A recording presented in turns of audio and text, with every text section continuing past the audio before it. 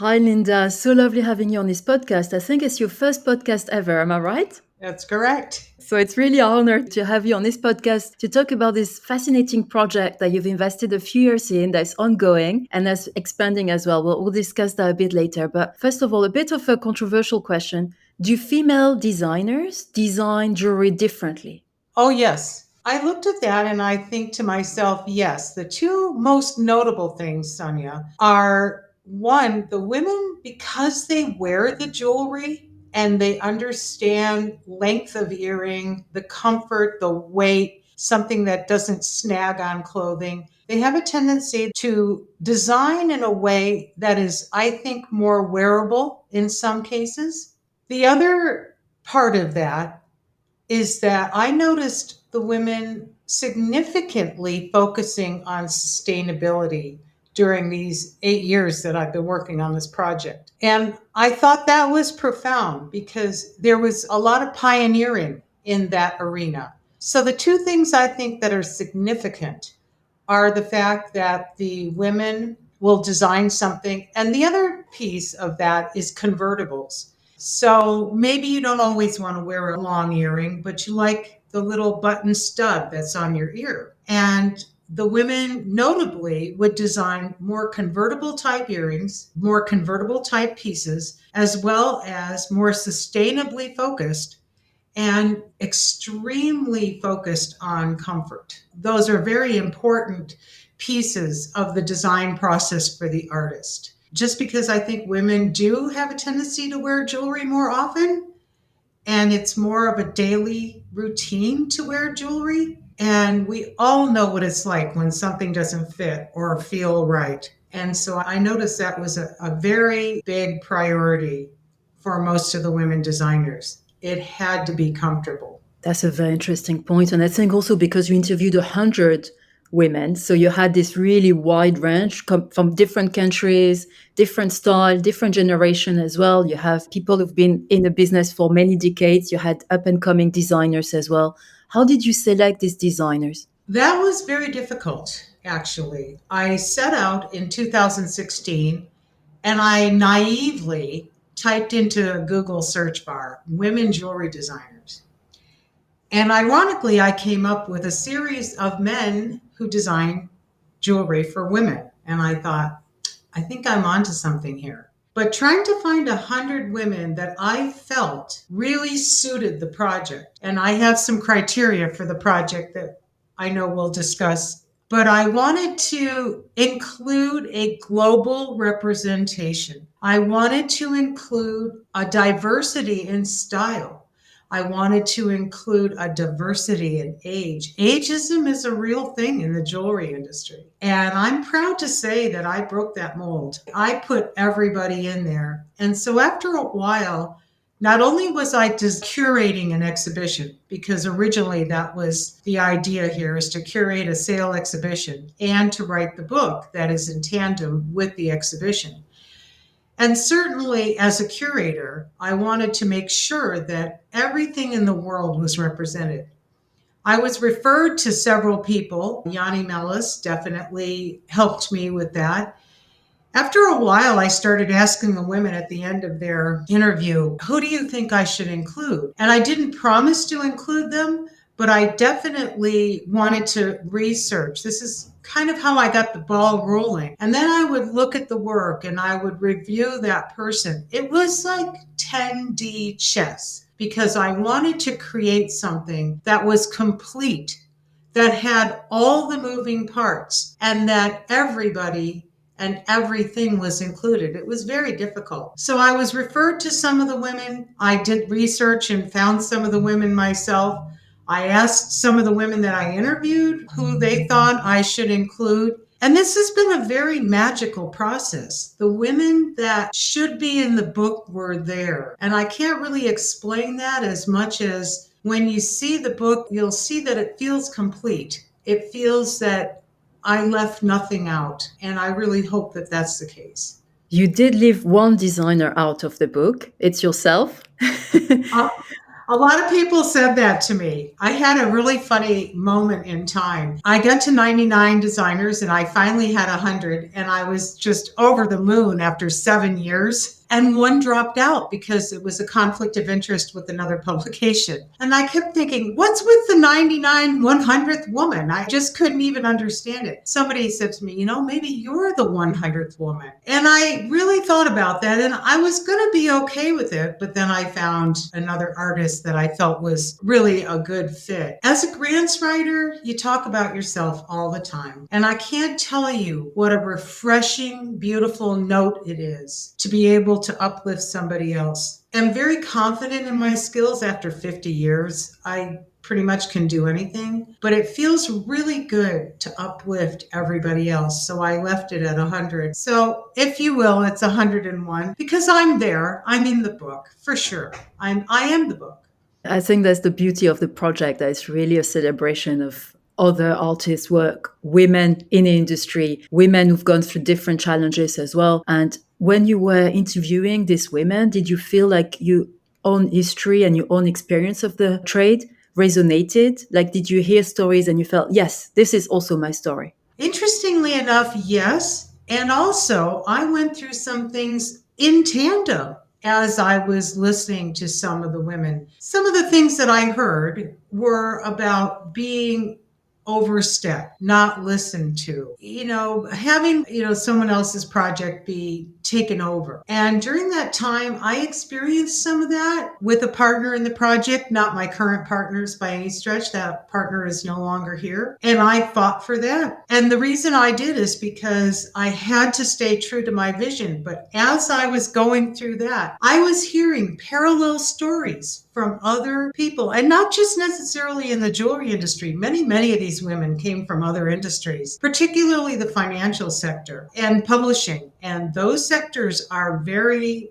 very male dominated. And the women had left their jobs because of that. So I saw things go on at the same moment that I was experiencing my situation. And I felt that their words of wisdom really gave me the strength to move forward, to stand up for myself. And it was hard. I promise. It was difficult. So, for our listeners, I would like you to explain a little bit the structure of the book. You mentioned the word of wisdom. So, each one of the designers is sharing their wisdom, their motto and inspiration, and also their story. So can you just explain a little bit what you wanted to focus on? What was the main criteria of the story you wanted to share with the reader? One of the things that I've noticed about big books like this is people put them on the shelf and nobody ever reads them. And I don't blame them. So I wanted to make this manageable in bits. And at the time I was thinking a tweet, an Instagram, and a Facebook. But I'm a project-based artist, and I usually see the project in its entirety. I don't really understand that part of the artistic process for me. I'm an incredibly ambitious artist that just keeps producing, and I saw this in its entirety. And the vision told me, it said, you need to have a black and white photo of the woman with like a tweet next to her. You really get that punch. It's just exactly what you're thinking. And I found myself saying those words of wisdom to myself over and over again for 7 years. They become like mantras because they're short, but they really get to the point. I then noted that I had to write a little something about what it was like. And I think that's going to be an upcoming piece, what it took to write this book. I stood in the rain to meet people in Washington Square. I flew to Paris and got stood up. There was so many things that happened. And I just felt like everyone had a reason for being there and became an inherent part of the book. Then I saw that the work had to be in color. It had to be spectacular, and that did not disappoint. I asked all the women to submit their work to me in high-resolution files, and then the interview had to be super manageable because nobody's going to sit down and read these, 20, 30 pages on anything. So we knocked every interview back down to 1,100 words. Every artist here is about a 15-minute read. So you can go to the table of contents. You can say, I wonder what so and so is doing. You can read that person's work.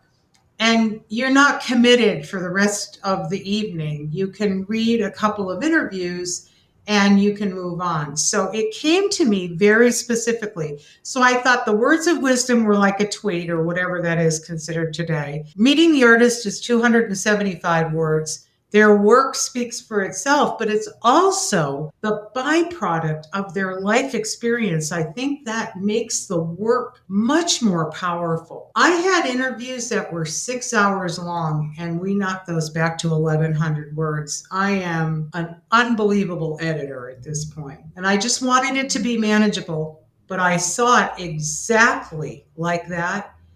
And the designer and I worked together and the entire team to create exactly that. It is exactly what I saw to the absolute letter. And it's a beautiful selection and a wide ranging display as well of collectible jewelry. You mentioned an exhibition, a selling exhibition. So, how is this project going? Because I know you gave a talk at Sotheby's a few months ago. That book got a wonderful reception, and it's a beautiful project with designers from all over the world. Some of the big names that a lot of people already might be familiar with, and maybe lesser known names, but creating highly covetable jewelry as well. So, how can people, if they want to join this project, not just with the book, but also with the exhibition and getting hold of the jewelry from these designers? Well, I want to elevate all the designers so that people can access them independently. But I had originally tried to put together 100 pieces or even 3 pieces per artist.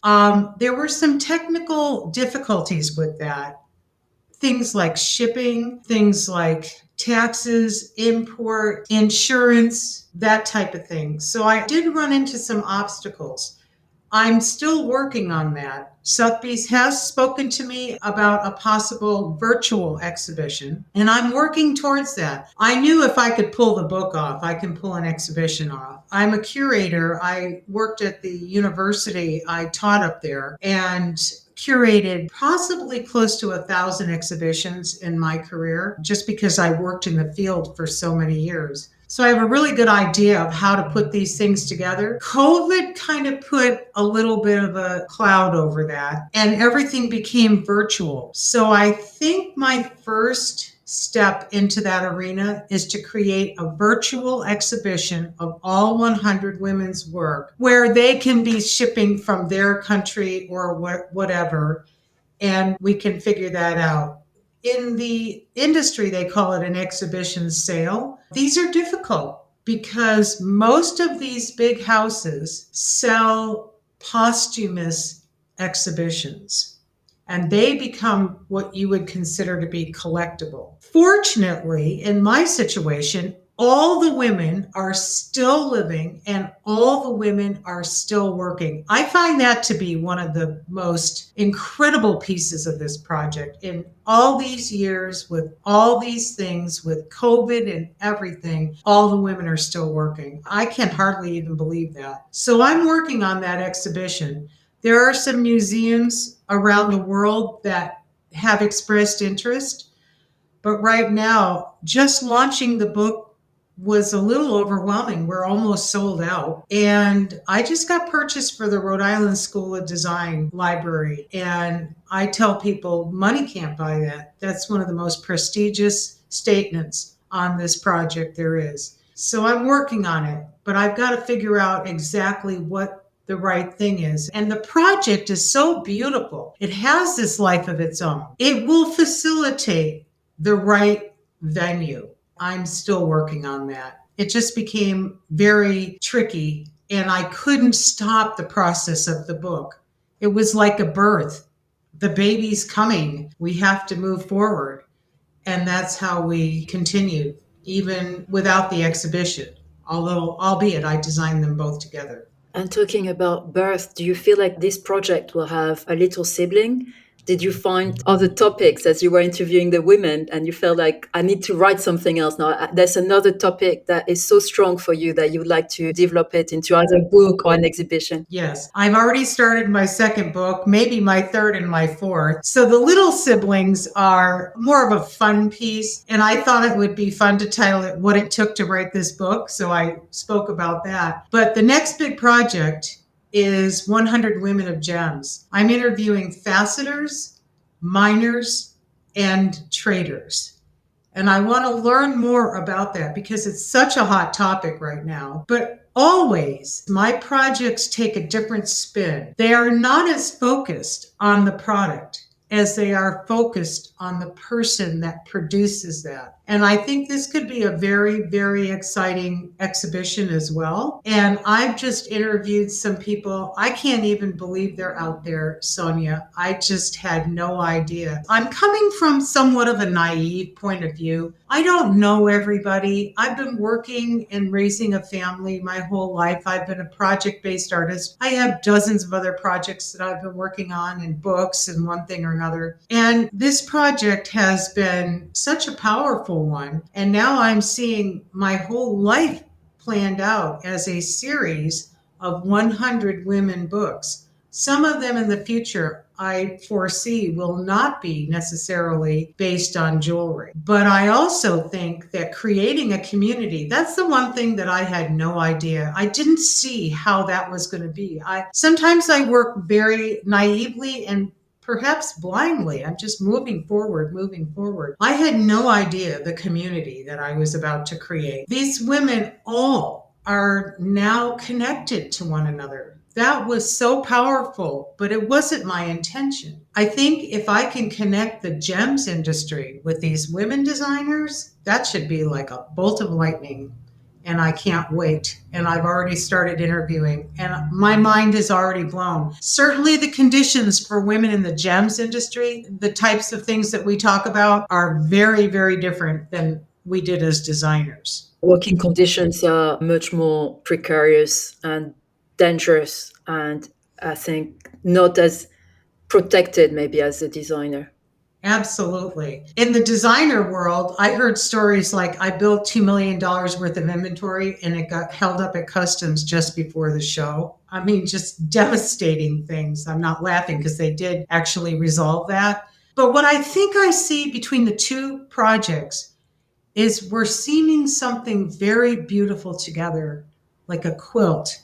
It's being stitched together, and it's how these gems are being sourced and our focus on their sourcing and how they're being used inevitably in design. And I think that's a very important heritage, a very important lineage. I like the connection. And I think something that you said at the beginning of this podcast is that sustainability was so important throughout. That was the common thread throughout. And I know you mentioned Yanni Mellis, who's a dear friend, a gemologist, a gem explorer, someone who's been an advocate and very vocal about ethics in the industry. I think this theme of ethics in the industry and practicing your art in an ethical way is something that you see throughout the female designers you have in the first book. I'm really excited to see how that comes across as well through with the miners and the gemstone people who actually work on the gemstone straight from the source. Yes. And I promise it won't take 8 years. I think I've designed a template and I have a much better grasp of how this is going to go.